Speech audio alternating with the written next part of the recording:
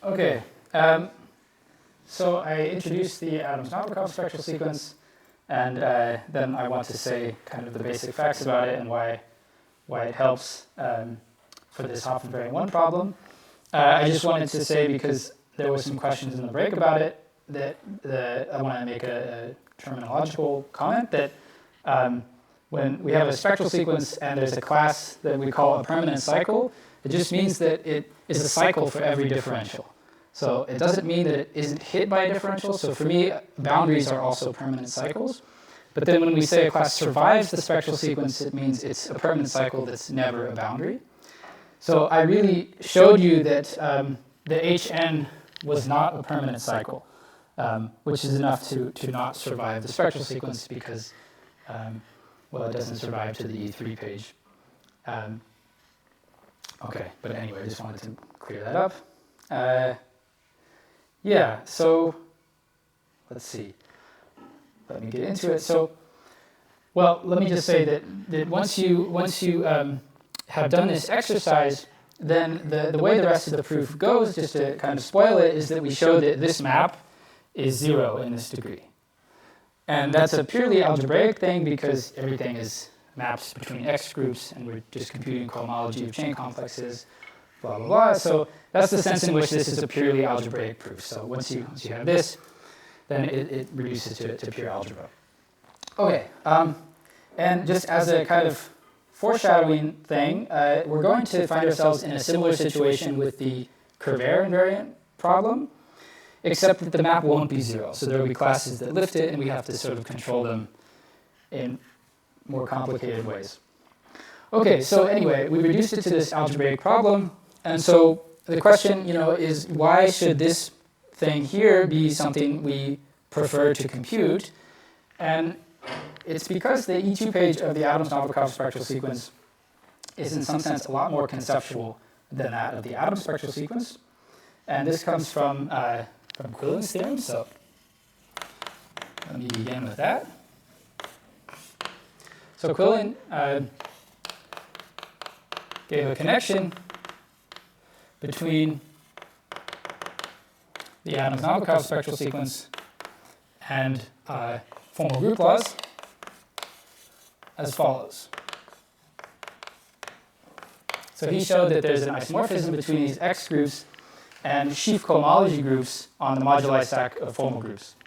So this omega is the sheaf of invariant differentials. So if you think of a formal group as a kind of formal Lie group, then this omega is the dual of the Lie algebra of that Lie group. Okay, so that defines a sheaf on this moduli stack MFG, and both sides are bigraded as follows. Okay, so this may sound like kind of a nightmare. You just now have to think about algebraic geometry, but the payoff is pretty nice. So let me just state some immediate corollaries of this. So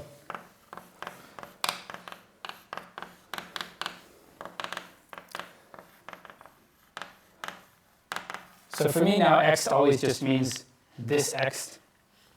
Okay, and I'll just write it as X for short. So the first thing is that this is bi-degree-wise finitely generated. As an abelian group, yeah, exactly. And so we should want to understand its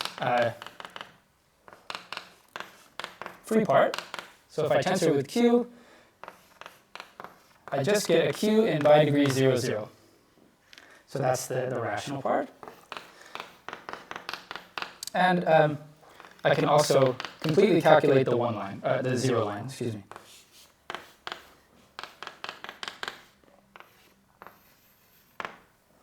Okay, so let me just briefly describe the proof. So the first part, I put it in this corollary, but it doesn't need to follow from this theorem. Actually, just the Kervaire complex that we get from the definition of this that computes these X groups is bi-degree-wise finitely generated, so any subquotient of it also will be. So that's for part A. For part B, this really does use this isomorphism. So this comes from the following equivalence of stacks.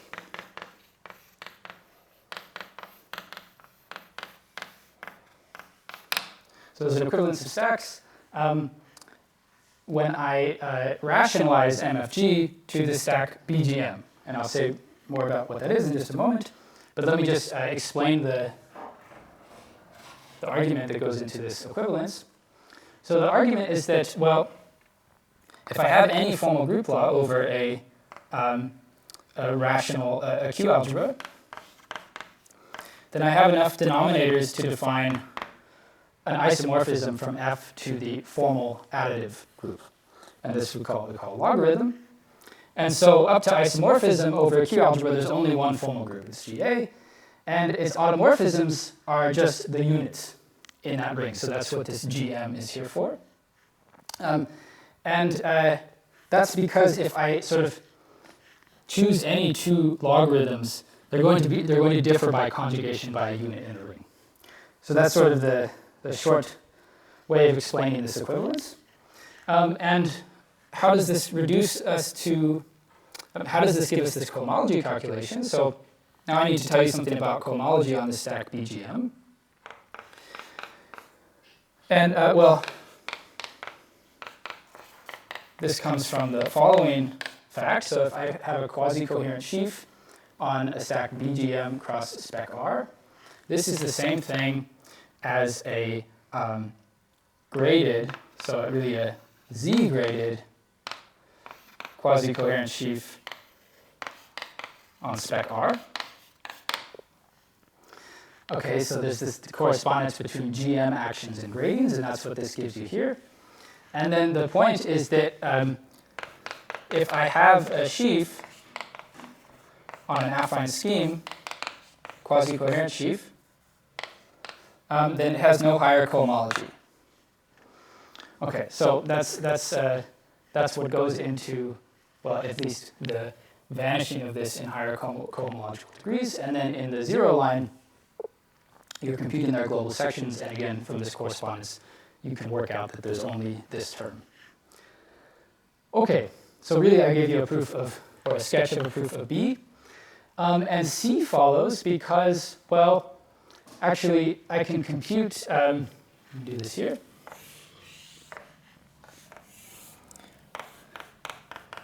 I can always compute x0 as, well, this is the set of classes in mu star such that a to L of x is a to R of x. Okay, this is a similar formula to the one I gave for x1 in the dual C-node algebra case. And again, it's just unraveling the Kovar complex in this cohomological degree. It's just the kernel of the map a to L minus a to R. Okay, but the point anyway is that it's a sub of mu star, which is torsion free. So if I know what it looks like after rationalizing, then I know what it looks like. And that's how you get C from this. Okay. Okay, so this moduli description gives us a really easy way to figure out what's going on rationally. And where things start to get interesting is when we now localize at a prime. Okay, and this is also due to Quillen, and what he observes is that, well, it was already something well known in the theory of formal groups that you had an equivalence as follows. So P locally, the moduli stack of formal groups, is equivalent to a substack of formal groups called P-typical formal groups. And the point is that somehow this stack is simpler than this one, but equivalent. Okay, and he showed that, that this equivalence here, in some sense, lifts to the topological level in quite a nice way. So it lifts even to the level of mu. So he showed that there exists a P-local retract, BP of mu. This is even a retract as an E4 algebra, in particular as a ring spectrum. So I can also form its atom spectral sequence, and he showed that if I take my E2 page and p-localize it, I get the E2 page of the atom spectral sequence for this BP theory. And on the level of stacks, that's just witnessing this equivalence here. But it sort of lifts to the spectral level in this really nice way. And the big upshot of this is, as I said, this stack is supposed to be, in some sense, more tractable. And that's visible on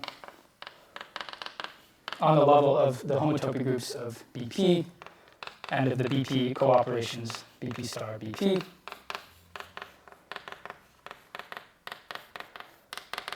So it has this canonical, it has this nice polynomial description.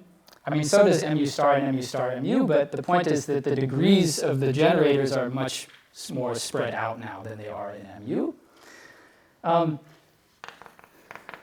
And the sort of formulas for this Hopf algebroid are in some sense easier to work with, so I won't write them down, but there's, in a sense, explicit formulas for working with this Hopf algebroid. Okay, and that all comes from understanding the sort of definition of this p-typical stack. Okay, great. Yeah, let me move on to the next section.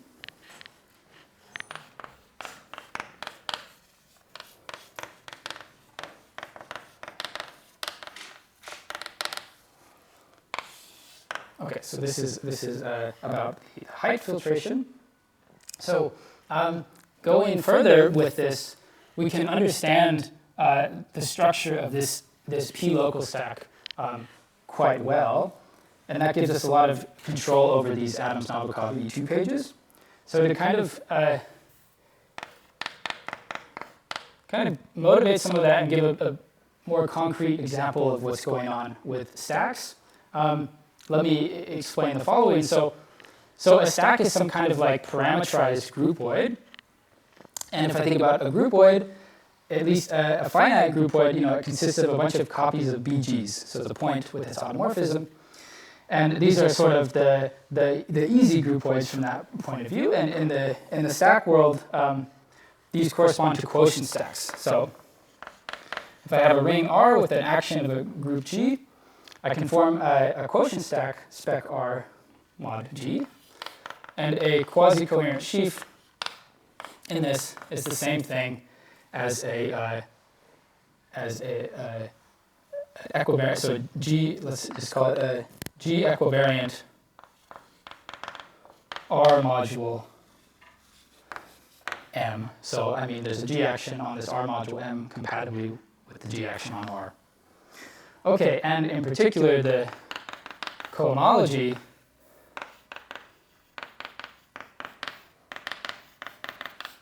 of the sheaf under this corresponds to the group cohomology of that R module M.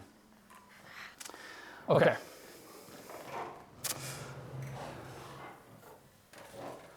So since this stack MFG, I want to think of as like a big groupoid, should be decomposable into these smaller BG groupoids. I get a lot of maps into it from quotient stacks. So in particular, if I have a formal group over a ring R, that's the same thing as a map like this. And let's just think about that as being a point in this big stack. And this formal group has some automorphism group F. And I want to take some subgroup of it. And if I choose some subgroup of the automorphism group, this corresponds to an extension of this map F over a map from the quotient stack. So you should just think of this map as like picking out the point F with some automorphisms on it. Okay, and so if I look at this and I apply this to the sort of problem we're interested in, computing the cohomology of this MFG this sheaf over MFG, I get a restriction map that sort of goes the other way on sheaf cohomology, from the cohomology of the sheaf to the cohomology of its pullback to this quotient stack. And unraveling the identifications, that corresponds to a map into this group cohomology. So here, what I did was I adjoined a periodicity generator U, and I a priori had an action on R, and I get an action on this by the following procedure. Well, U is corresponding to this dual of the Lie algebra, right? And if I think of if I start to unravel this and I see that an automorphism of a formal group law is some power series, then, well, I'm just taking the derivative of that power series to see how it acts on this, because I'm taking the derivative at the identity where the Lie algebra is. Okay, so anyway, just there's a way to understand also the action of G on that. But it comes from the formal group law data, not just from the action on R alone. Okay, so yeah, let me say a few more things about this kind of situation. So if I have a sheaf F, and it's supported on the image of F, so F being this map here, which is to say that it's the push forward of some sheaf G on this quotient stack. And F is an affine morphism. Then this implies that I can compute the cohomology of F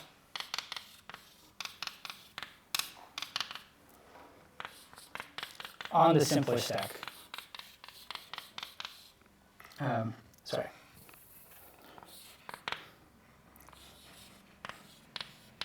So I'm going to use a little bit blurring the notation here with the sheaves and the modules, but I hope this is clear. So in the first situation, I just had a map between X groups, but here I'm actually completely exchanging this X calculation over MFG to this one over the quotient stack. Okay, and so this is going to be a very useful way to simplify sheaf cohomology calculations over MFG. Okay, so you could, just start writing down formal group laws and writing down automorphisms of them, and that would give you maps like these. And you could start to see if you can understand this map, and that's a really useful thing to do, which is something that will appear a bunch in this lecture series. But there's sort of a really canonical example or set of examples of this picture, which comes from this height filtration. So.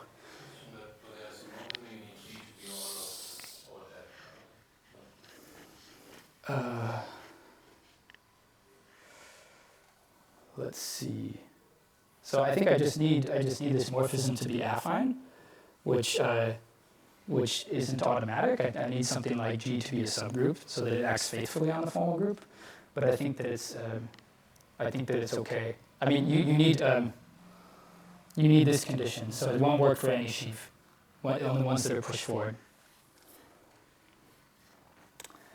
Yeah. Okay. I want to talk about the height filtration now. And a really nice way to understand this is when you have a stack, you can associate a space to it.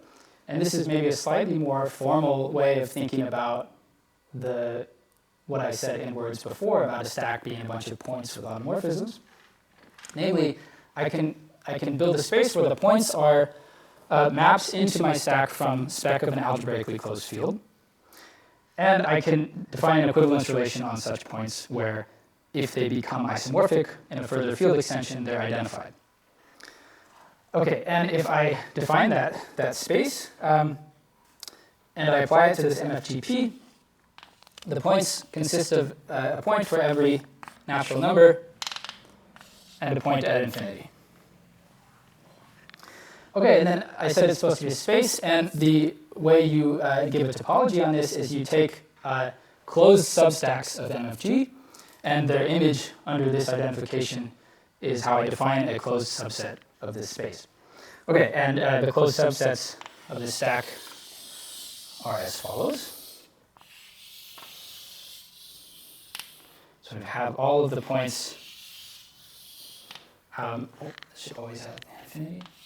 All of the points, greater than some integer. Okay, and what are these closed subspaces coming from? Well, the one, that's from n plus 1 on is what I'm going to call MFG greater than or equal to n plus 1. And this is defined by the ideal in BP star, P through Vn, that defines an ideal sheaf on this stack, and this is the closed subset corresponding to it. Okay, and then I can also, while I'm there, define the open complements.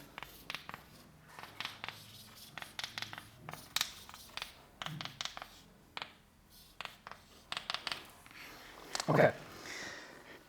So that's the height filtration is really just this picture. And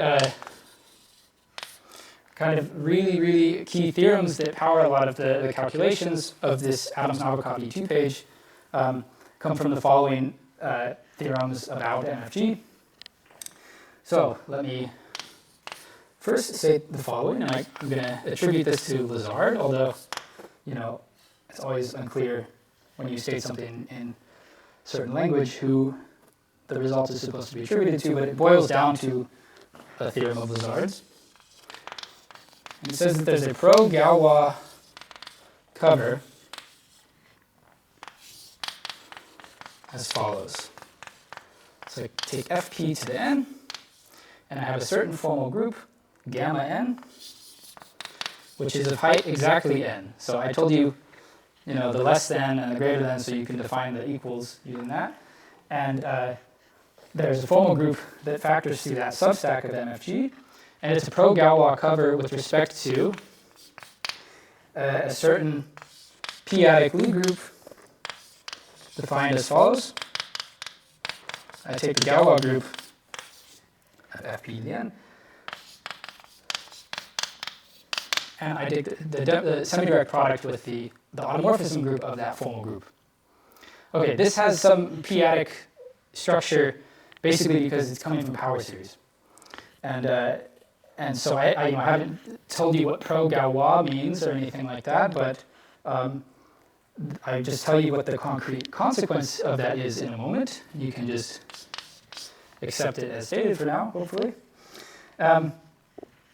So this describes, the upshot is that this describes this MFG equals to n as a certain quotient stack, appropriately interpreted. If you have a Galois cover by something, by spec R, then that means your stack is spec R mod the Galois group, in a pro sense in this one. But anyway. Okay, so there's also a description of the height less than or equal to n stack, which I'm going to attribute to Morava and Lubin Tate. And the statement is exactly the same. There's a pro-Galois cover, but this time I have to pass to the formal neighborhood of this point gamma n in MFG less than or equal to n, and take something, a formal group called gamma n tilde, which is the universal deformation of gamma n, and with the same Galois group. Okay, I wrote spoof here, which is some pro version of spec, or I guess int version on the level of spec, that takes into account the topology on this ring, on this p-adic ring. Okay, and I'm not really going to define all those words because I just want to take the upshot of it, which is the following claim: that this less than or equal to n stack is a quotient stack appropriately interpreted, and that means we can compute cohomology on it with group cohomology But then because everything was pro and p-adic and blah, blah, blah, it means continuous group cohomology. Okay, so I'm not going to, explain how that all actually works, but just use it.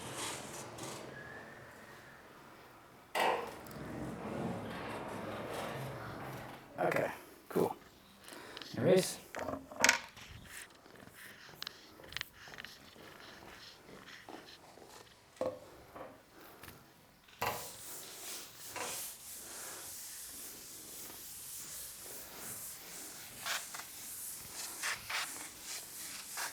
So I guess the point is that we're going to try to compute our E2 page by reducing it to sheaves that are pushed forward from this substack.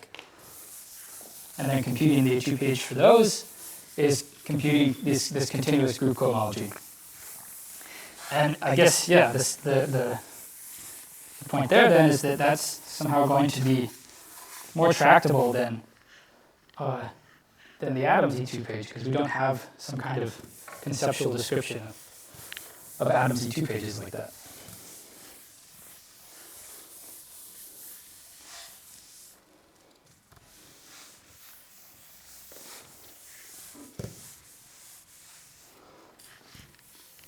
Okay. Are there any questions?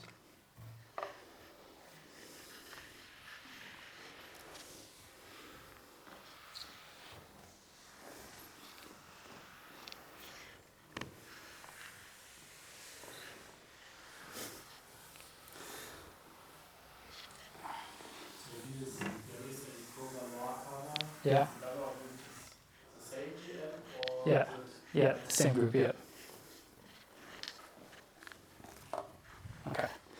So I guess we introduced a lot of machinery to understand these X groups, but we only want to understand X1 for the purposes of this talk. Because, as I said, we reduced this Hopf invariant 1 problem to something about an X1 class. Okay, so the way that I want to approach this calculation is by reducing it to a calculation over this substack. But let me get us there in a way that might feel a little bit more natural. Okay, so I want to calculate X1. And I know that X1 has to be some torsion 2 group because I'm 2 local and it's in the 1 line. So we are in the range in which it vanishes rationally. So let me start by just trying to understand the simple 2 torsion in those X1 groups. And I want to do it by looking at the following short exact sequence of comodules. Well, this gives me a long exact sequence in X in degree n.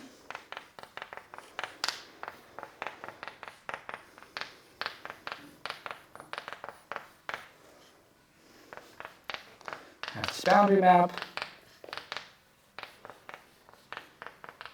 And then multiplication by 2 map. There. Okay, so I have this long exact sequence in X, and let's take n to be greater than 0, in which case we know that this is 0, we calculated the 0 line.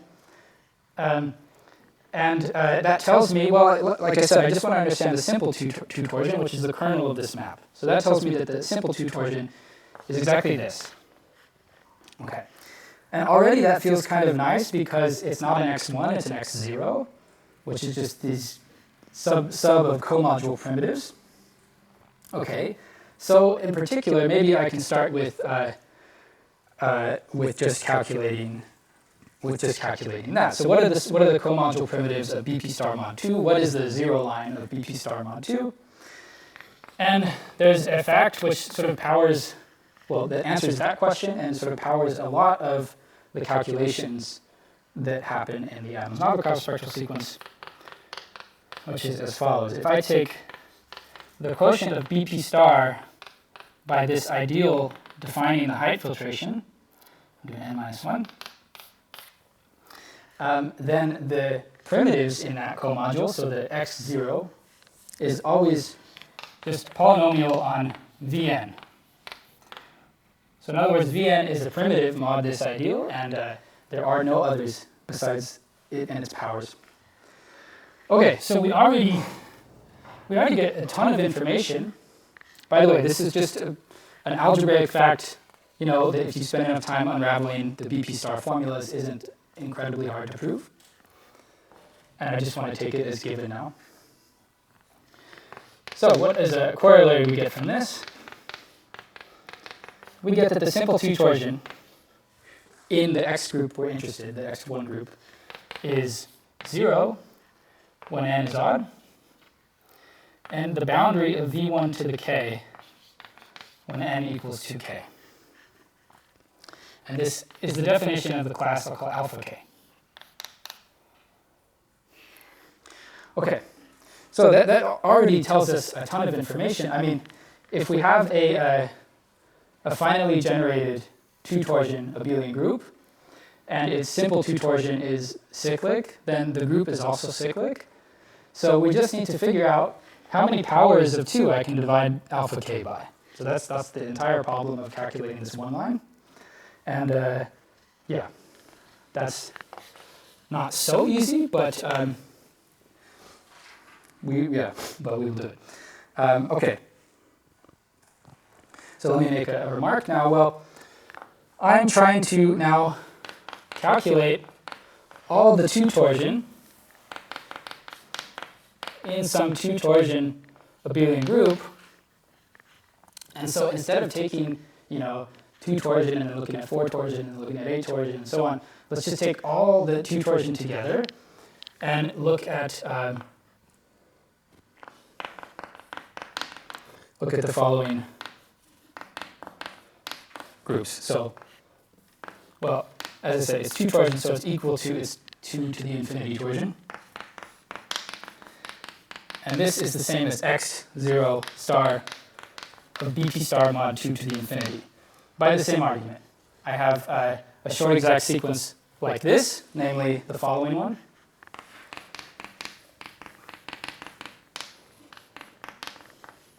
I take BP star and then I invert 2. The quotient is by definition BP star mod 2 to the infinity. Inverting 2 locally is rational, so that vanishes everywhere we're interested in, and it gives us this isomorphism. Okay, so if I want to solve this problem properly, I need to look at this instead of just BP star mod 2. But again, I just need to know x0, so that may be, in some sense, calculable. And the way that you arrive at a situation where you can make a calculation is to observe that I can write down another short exact sequence like this, where I invert the next parameter in the height filtration. So now I take BP star mod 2 to the infinity, which is V1 torsion free, and I invert that. And I get the following short exact sequence. Okay, and well, the upshot is that I have a long exact sequence on X associated to this, which at least begins as follows.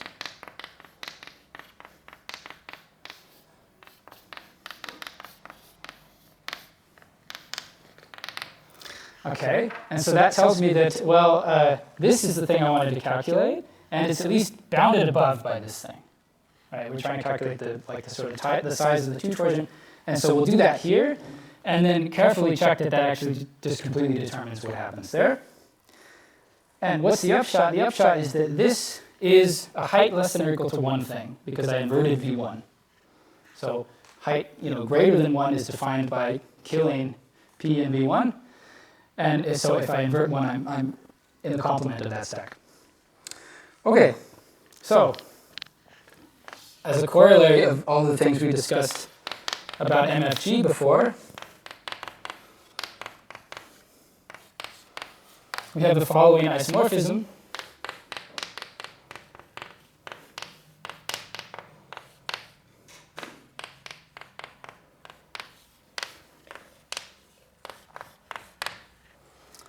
Of the X of this V1 inverse BP star mod 2 infinity. Well, I have to say a little bit more before this should be believed, but the point is that this not only is this push forward from MFG less than or equal to 1, but it's it's the push forward of the structure sheaf mod 2 to the infinity. So I mean, I1 push forward the colimit of O mod 2 to the k, where O is the structure sheaf on MFG less than or equal to 1, and I1 is the inclusion of MFG less than or equal to 1 into MFG.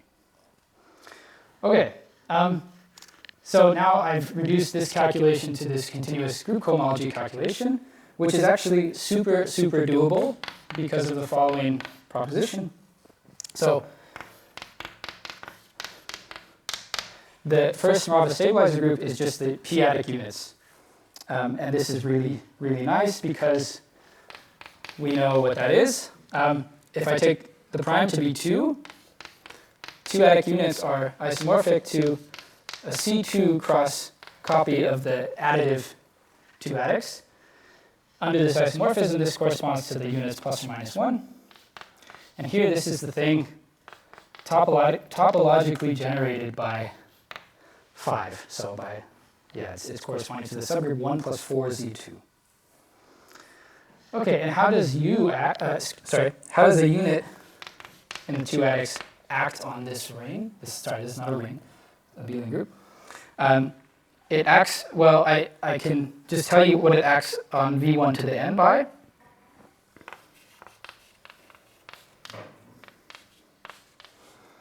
Well, it acts by multiplication by the nth power of u.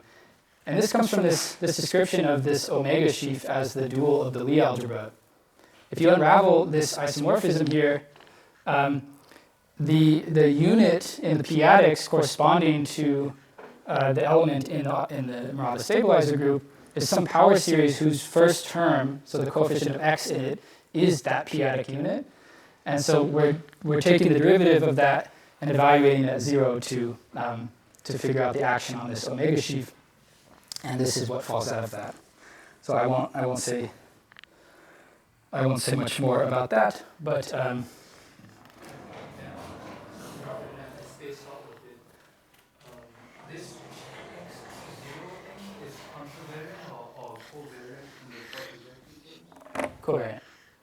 It's covariant. So you're taking x of pp star comma pp comma the Yeah, exactly. Yeah, exactly. Yeah. Okay. I'm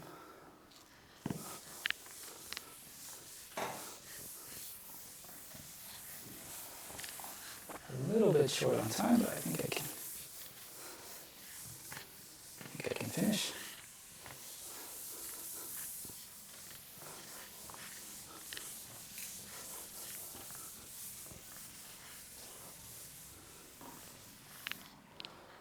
Okay. So I don't really need this side.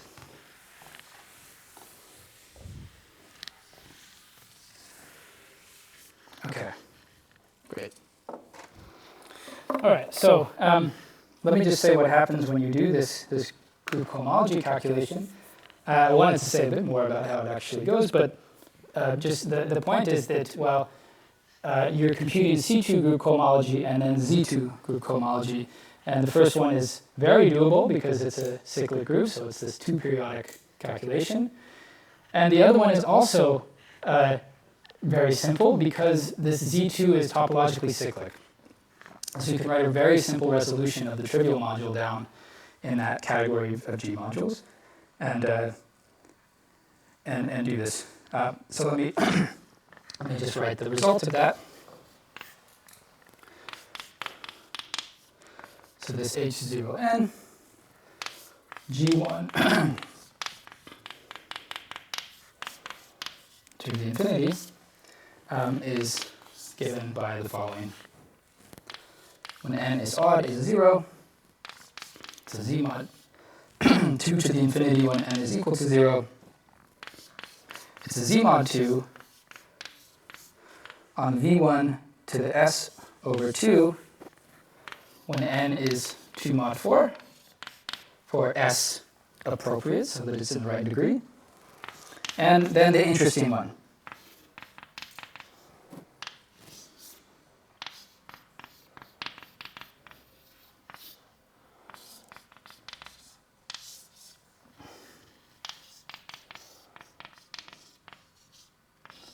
or m odd here.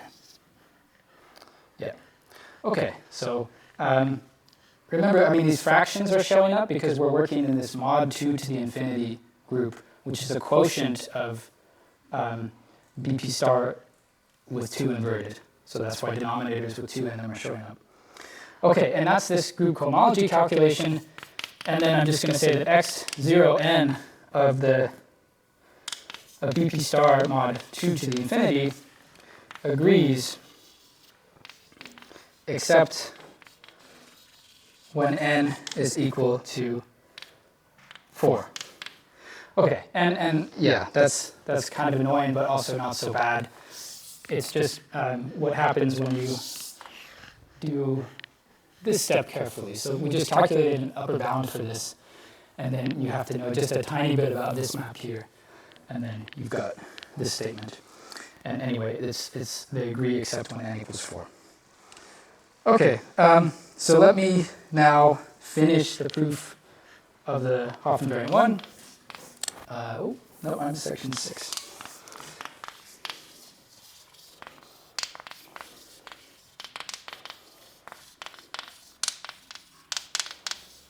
Okay, so this sort of last step in the argument, now that we've calculated the x1, is to use the algebraic Novikov filtration.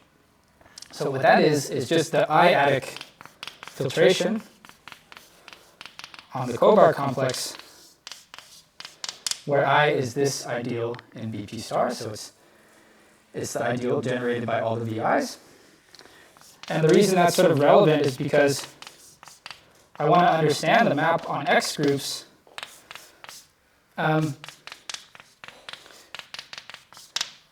between the E2 page of the atoms Novikov and the E2 page of the atoms, which is induced by this map here. And the point is that, well, for degree reasons, this whole ideal goes to 0, for degree reasons and the fact that 2 is 0 here. And it sends these generators Ti to the squares of the Xi generators in the dual Singer algebra. Okay. But anyway, the point that I need to emphasize is that if I filter the Kervaire complex, sorry, I don't think I used this notation before omega, but I mean the Kervaire complex computing X. If I filter this I-adically, well, then I get a spectral sequence computing the atoms Novikov E2 page, and that's called the algebraic Novikov spectral sequence. But we're not going to run that at all today. I just want to observe that in this filtration, everything in positive filtration goes to 0 in the atom spectral sequence because of this fact. So what we're going to do now is check that all of the elements that could hit the class HN are in positive filtration. And the sort of fact that powers this is the following, which is not hard to show. I'll explain in a second. The I-adic filtration extends naturally to 1 on BP star mod 2 to the infinity. So, namely, also onto the Kervaire complex, computing X of it.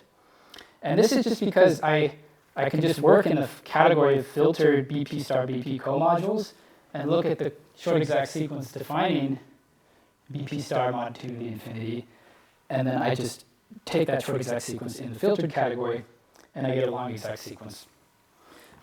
So sorry, that's what I meant to finish here. This I-adic filtration extends naturally to 1 on this, so that the boundary map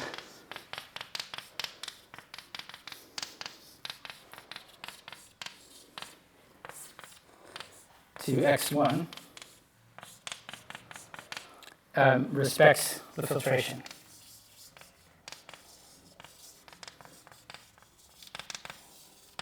Okay, so that means that I produce the classes in X1 that have a chance to hit HN via this boundary map, and I can track their filtration by knowing the filtration on the left-hand side of this map.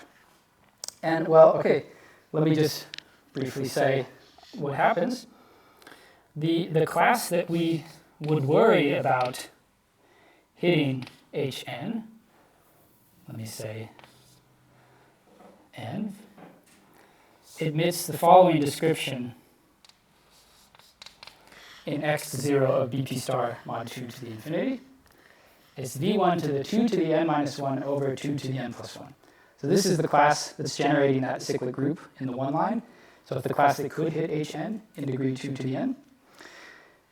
But its filtration, I mean, the filtration on this is defined so that I take the iadic filtration of the top and subtract the iadic filtration of the bottom.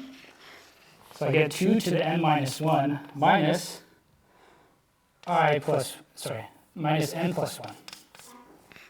And this is greater than 0 if n is greater than 3, which means that it's in positive iadic filtration if n is greater than 3, so it can't possibly hit hn.